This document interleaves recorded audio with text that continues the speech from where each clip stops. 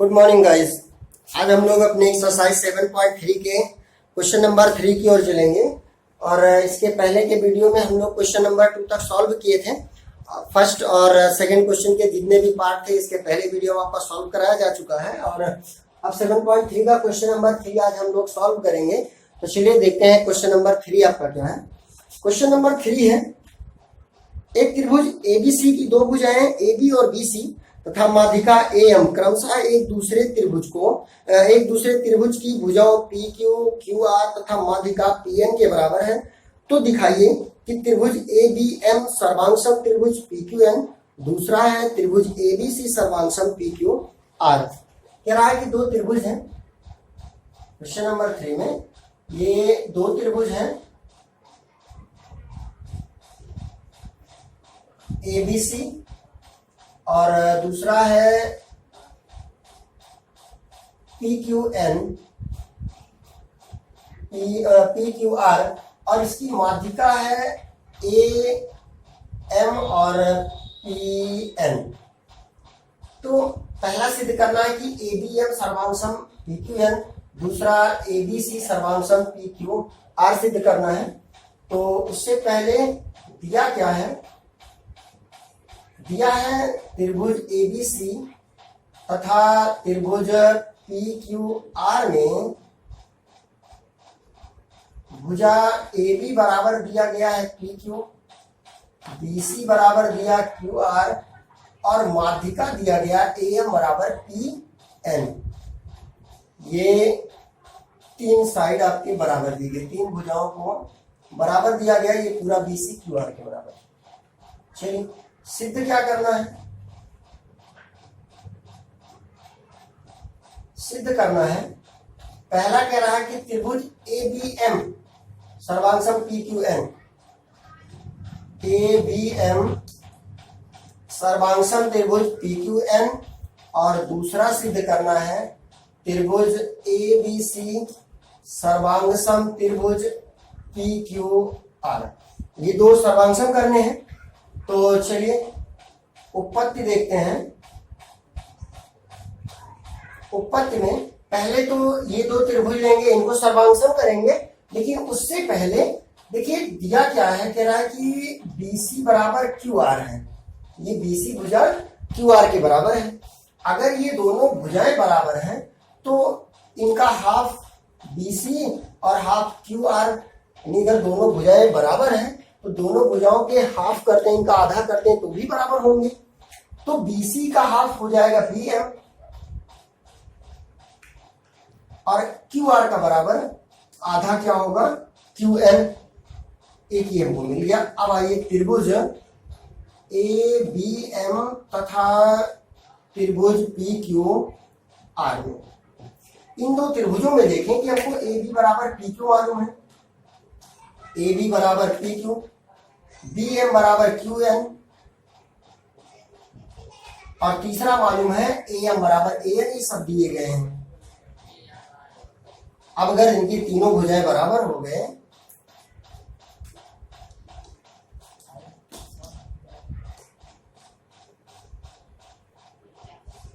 S सर्वांग समता से त्रिभुज ABM सर्वांगसम त्रिभुज PQR, ABM PQN था ये सर्वांगसम PQN। और जब सर्वांगसम हो गया, यहां तो प्रूव हो गया, लेकिन जब ये दोनों त्रिभुज सर्वांगसम हो गए इसलिए ये कोण भी बराबर हो जाएंगे। तो कोण B बराबर कोण Q हमको यहां से मिल गया। दूसरे पार्ट में आएंगे त्रिभुज ABC तथा त्रिभुज PQR में। इन दो त्रिभुज में अगर देखें तो हमको एक तो मिल गया कि कोण B बराबर है कोण Q, एक मिल गया। और AB बराबर PQ, AB बराबर PQ और BC बराबर है QR, BC बराबर QR ये मालूम है। तो कोण भुजा कोण ये तीन चीज अगर बराबर हो गया, यानी दो भुजा एक कोण, तो SAS के अनुसार सर्वांग समता के अनुसार ये त्रिभुज एबीसी सर्वांग सम त्रिभुज हो गया PQ। दूसरा पार्ट भी सिद्ध हो गया। क्वेश्चन नंबर 4 पे आएंगे। 4 नंबर क्वेश्चन कह रहा है कि BE और CF एक त्रिभुज ABC के दो बराबर शीर्षलंब है। RHS सर्वांग समता नियम का प्रयोग करके सिद्ध कीजिए कि ABC एक समद्विबाहु त्रिभुज है। कह रहा है कि ABC ये त्रिभुज है ABC, जिसमें इनके दो शीर्षलंब BE और CF है। BE और CF दोनों बराबर है। तो कह रहा है सिद्ध करिए कि ये एक समद्विबाहु त्रिभुज है। अब समद्विबाहु त्रिभुज का मतलब है कि इनकी दो भुजाएं बराबर होंगी। तो अगर हम लोग AB और बराबर इस AC के कर दें, यानी AB भुजा AC के बराबर कर दें, तो एक समद्विबाहु त्रिभुज हो जाएगा। तो चलिए इनको करने के लिए एक त्रिभुज ये लें ABE, यानी AEB और AFC।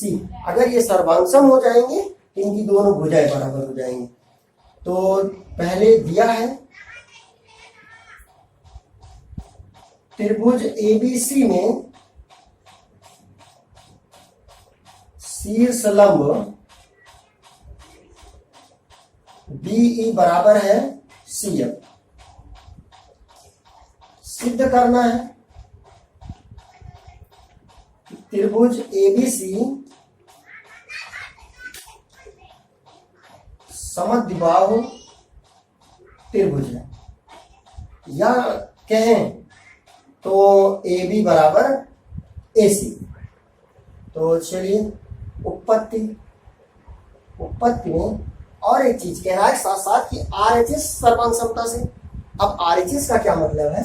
कह रहा है कि RHS सर्वांग समता नियम से, इसी से आपको प्रूव करना है। तो RHS का मतलब क्या है? R का मतलब है राइट एंगल।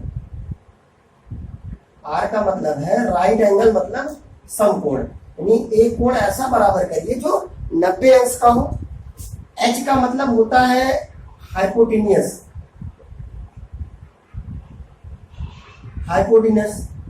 हाइपोटेन्यूस का मतलब होता है कर्ण भुजा, यानी उसका एक कर्ण भुजा बराबर। और S का मतलब साइड। ये आपको बराबर करने हैं। तो इसके अकॉर्डिंग आप इसको प्रूव करेंगे कि ये क्या है, ये एक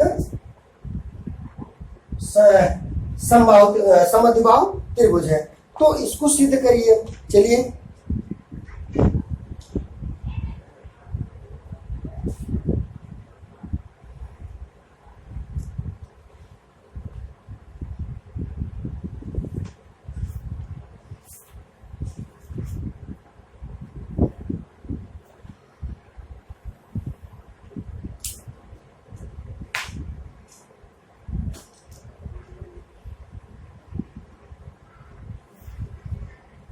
तो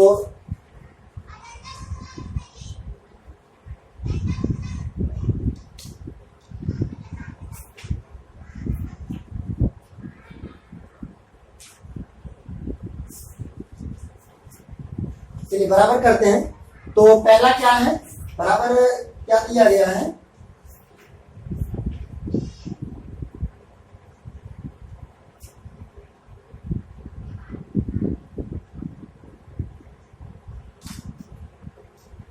पहला, अगर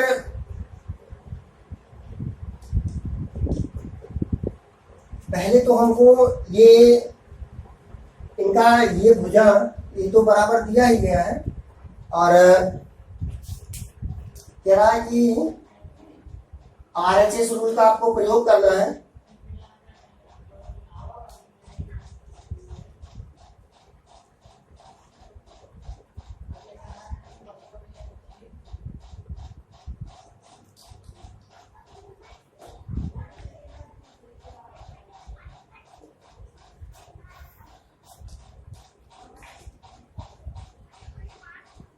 तो चलिए देखते हैं RHS रूल का प्रयोग करके। तो पहला त्रिभुज हम लोग कौन सा ले लें?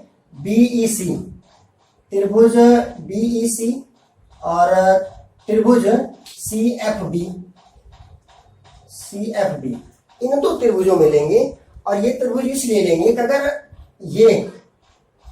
ये वाला त्रिभुज और ये त्रिभुज अगर हम लोग सर्वांशम कर लेते हैं तो कोण बी बराबर कोण सी हो जाएगा। अगर ये दो कोण बराबर हो जाएंगे तो ये दोनों भुजाएं भी आपस में बराबर हो जाएंगी। तो चलिए इसमें देखें कि एक हमको B बराबर सी एफ ये मालूम है, BE बराबर सी एफ, BE और सी एफ ये कर्ण भुजा हो गई जो कि हमको हाइपोटेनस लाना था कर्ण।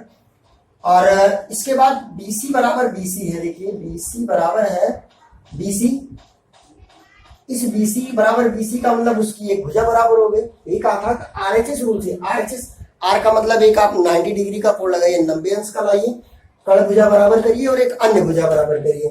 तो BC देखेंगे कि इस त्रिभुज में भी है और इस त्रिभुज में भी, इस दोनों में BC है, तो BC बराबर BC हो गया। और एक B बराबर CF ये आपको दिया गया था, और B बराबर CF जो आप बराबर कर रहे हैं देखेंगे कि ये कर्ण भुजा है इस त्रिभुज के लिए, एक तो ये। और जब यहाँ पे 90 अंश का कोण हो गया, सॉरी ये थोड़ा सा, ये जो BC है ये कर्ण भुजा बनेगा, तो BC बराबर BC, यानी इस त्रिभुज के लिए और इस त्रिभुज में दोनों में BC कॉमन है और BC ही इस त्रिभुज के लिए कर्ण होगा। क्यों कर्ण होगा? क्योंकि जब यहाँ से ये लंब डाला गया तो यहाँ 90 अंश का कोण बना, तो एक लंब हो जाएगा, एक आधार होगा, तो तीसरी भुजा कर्ण। ऐसे इस त्रिभुज में जब ये लंब डाला जाएगा तो यहाँ 90 अंश का कोण बनेगा, एक लंब होगा, एक आधार होगा और ये क्या होगा? कर्ण भुजा, यानी BC बराबर BC ये दोनों के लिए कर्ण हो गया। और B बराबर CF ये एक अन्य भुजा हो गई जो कि लंब है। तीसरा देखेंगे कि जब यहाँ पे लंब डाला गया तो ये दोनों कोण 90 हो गए, यानी BEC, कोण BEC बराबर कोण CFB ये हो गए ईच, यानी प्रत्येक 90 अंश, प्रत्येक 90 अंश। अब देखेंगे कि RHS रूल से ये इसका R हो गया, ये साइड हो गया, और ये उसका ये R हो गया, ये हो गया H और ये हो गया S। तो बाई यानी RHS सर्वांग समता से, RHS सर्वांग समता से त्रिभुज BEC सर्वांगसम त्रिभुज CFB। और अगर ये जब दोनों त्रिभुज सर्वांगसम हो गए तो ये कोण बराबर हो जाएंगे, इसलिए कोण B बराबर हो जाएगा कोण C। अब देखें कि जब सर्वांगसम होने पर दोनों कोण बराबर हो गए तो त्रिभुज के जब दो कोण बराबर हो तो उनके सामने के भुजाएं बराबर होती हैं। तो C के सामने की भुजा AB और B के सामने की AC, इसलिए ये हो जाएगा कोण B के सामने है AC बराबर AB, जो कि हमको ये प्रूव करना था। और जब दो भुजाएं बराबर हो गई तो अतः त्रिभुज ABC समद्विबाहु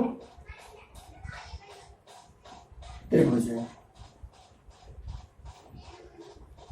नेक्स्ट क्वेश्चन चलते हैं, क्वेश्चन नंबर 5 पे। 5 नंबर क्वेश्चन है, 5 नंबर क्वेश्चन कह रहा है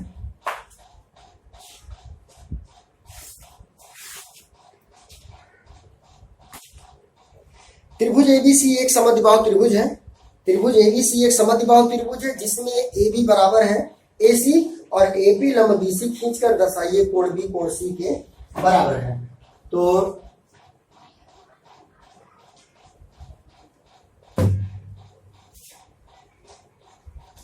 चलिए देखते हैं क्वेश्चन नंबर 5 और इस एक्सरसाइज का लास्ट क्वेश्चन है। कह रहा है कि ये त्रिभुज ABC एक समद्विबाहु त्रिभुज है ABC जिसमें AB और AC बराबर है। कह रहा है कि AP BC पर एक लंब डालिए और सिद्ध करिए कि ये कोण और ये कोण बराबर है। तो दिया है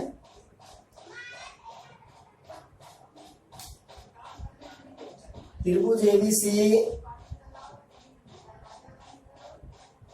समद्विबाहु त्रिभुज है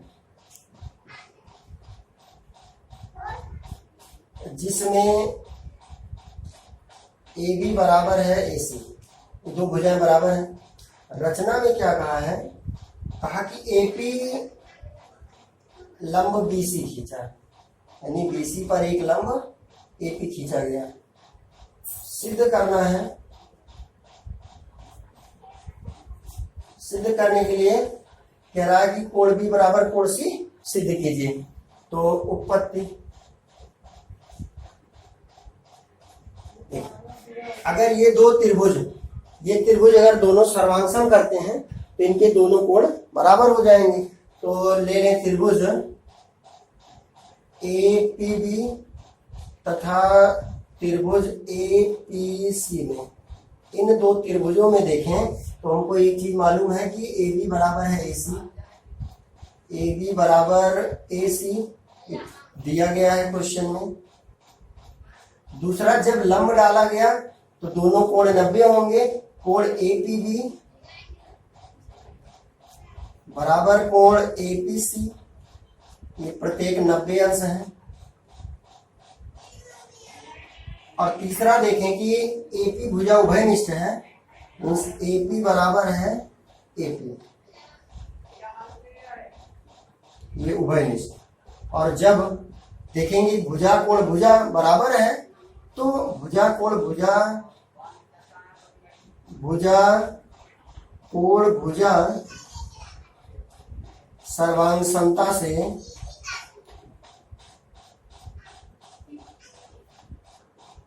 ये दोनों त्रिभुज सर्वांग सम हो जाएंगे।